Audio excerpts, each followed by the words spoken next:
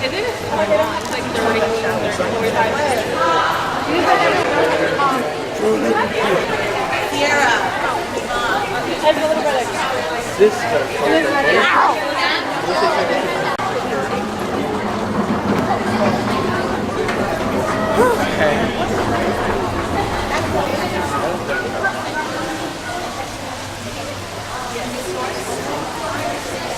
I lost mine. Mine went in the trash.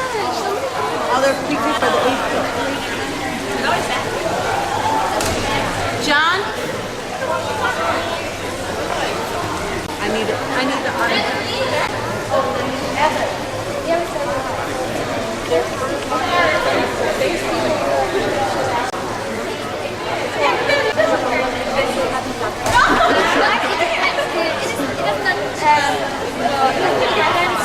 Invite all people who have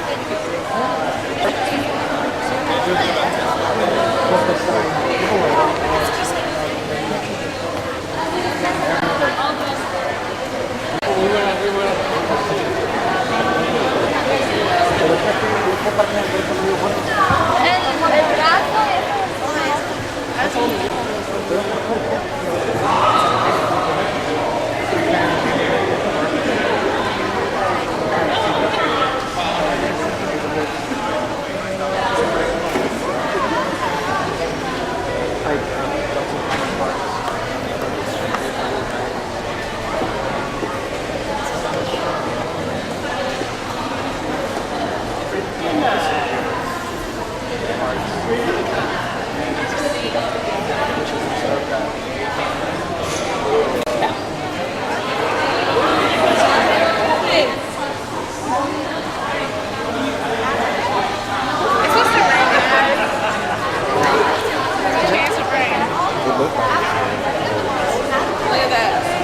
Y la manzanilla no, pero lo que más me gusta es la manzanilla para empezar con la tos alcohólicos. Un poquito de manzanilla o un té de canela para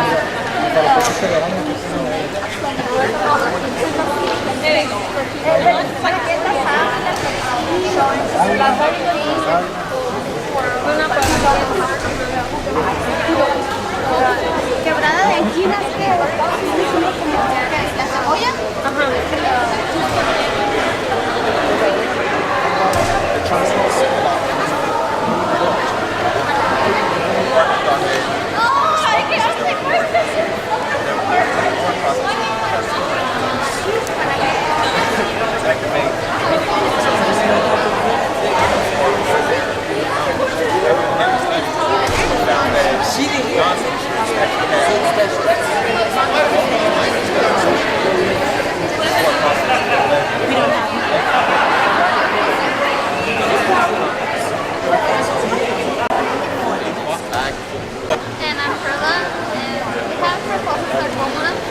Which is a type of cancer that usually you can get it from AIDS, and it affects your skin. Like you get lesions on your skin, and since the cancer, like it can kill you.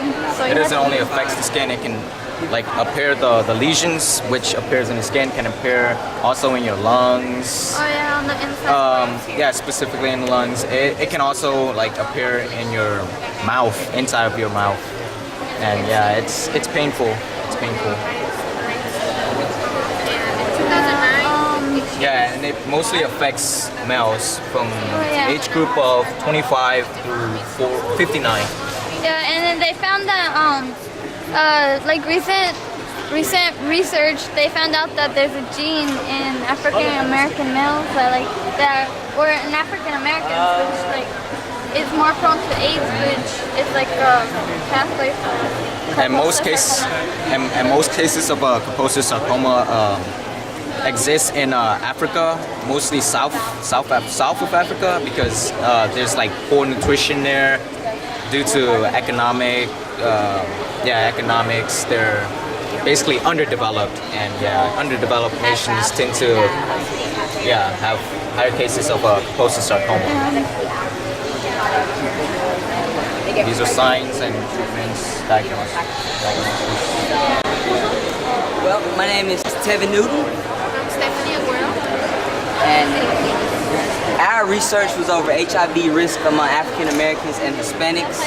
And the reason we did that was because in 2010, the CDC said they were among the highest rates of new infections diagnosed that year.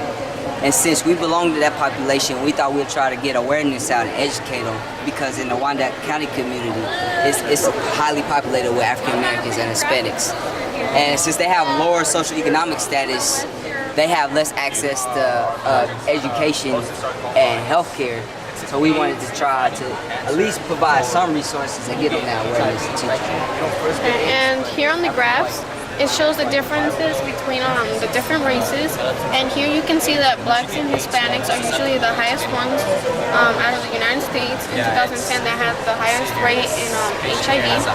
And then from 2009 2010, you can see how the numbers change. So that's why we're trying to prevent the numbers from going up and giving out awareness to different races. It can also appear. My name is Taj Logo. We are presenting how to live positively with HIV. It is not a death sentence. Medication now is more advanced than it was when HIV first started coming out, so you could live longer. When you look at this medication chart, you can see that there's all kinds of different medications that have been approved and people use daily to fight against HIV and help prevent it from reproducing in your body. And if you follow and take your medications correctly, you can have an undetectable viral load within 3 to 6 months. So that means it will be so low, the virus, that you won't be able to detect it when you take the viral load test.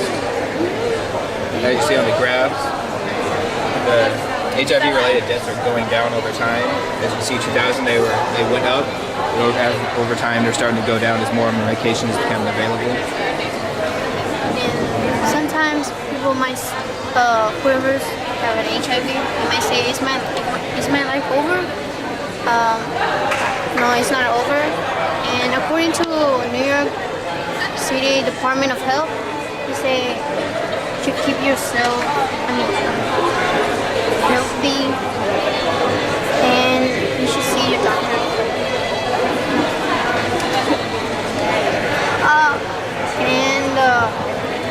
Get a 2 tests regularly, a viral load test and a CD4 test. We also made a brochure for living positively with HIV. We have places you can contact for help if you have questions about it. The Unified Government of Wyandotte, Good Samaritan, and the AIDS hotline. We have frequently asked questions. What is HIV? Are the HIV cures online real? What does the ART therapy do? Then we have some healthy tips and medications that are used to help fight against HIV and let you live a normal everyday life. And these are the webs that we go into to get the information. Hello, my name is Stephanie Grodas. Hello, my name is Gisela Katza. And our presentation is over the health disparities of perinatal HIV transmission and breastfeeding. Perinatal HIV transmission is when the mother passes on the HIV infection to the child through the placenta or through birth. There's about 6,000 to 7,000 women in the United States that give birth annually. And since the HIV epidemic in the early 1980s, 15,000 infants have been infected, and about 3,000 of those infants have actually died. Some of the things that can increase the risk of transmission to the child can be smoking, substance abuse, deficiencies in vitamins, malnutrition, other infections such as STDs. It also depends on the clinical stage of the HIV, such as the viral load. And another major factor is the breastfeeding, because if you breastfeed your child, it increases the risk by up to 15%. What decreases the risk of transmitting the infection to your child is if you're living a healthy lifestyle, trying to eat right, exercising, and you're also taking your antiretroviral medications. Also, some women, they choose to have their vaginas washed out with microbicides, and it helps to decrease the secretions that the woman gives out during labor. And others actually choose to have a cesarean because it decreases the amount of liquid that the baby has to touch.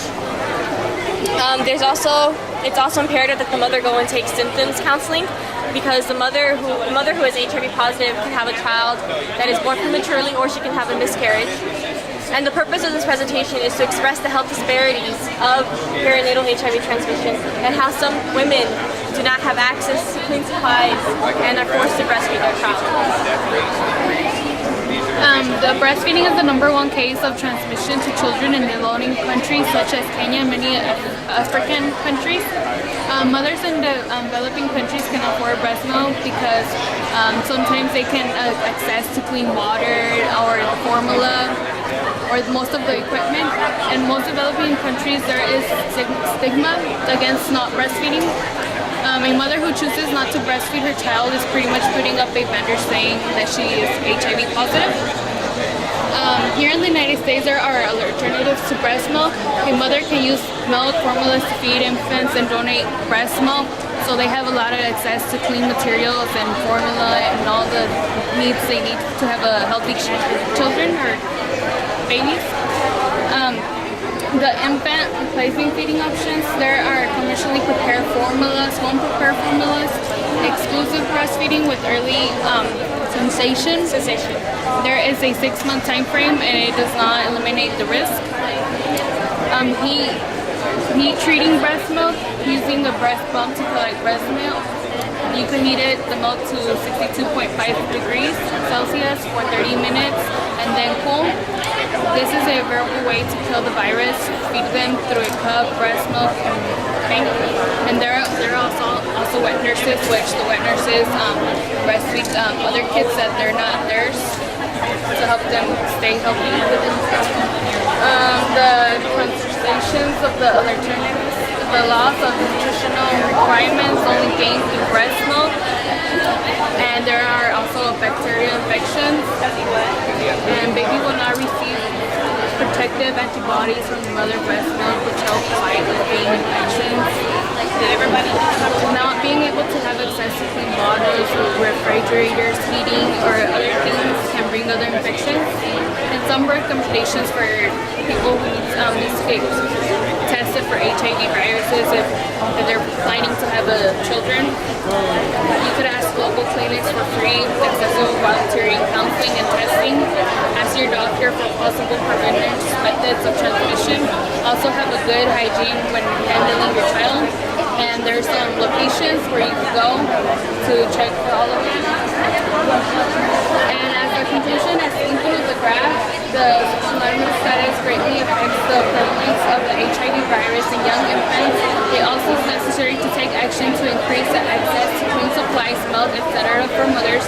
In order to prevent the transmission of the virus, it is imperative that the mother take preliminary steps when caring for her child, know where the local clinics are and what to feed your child.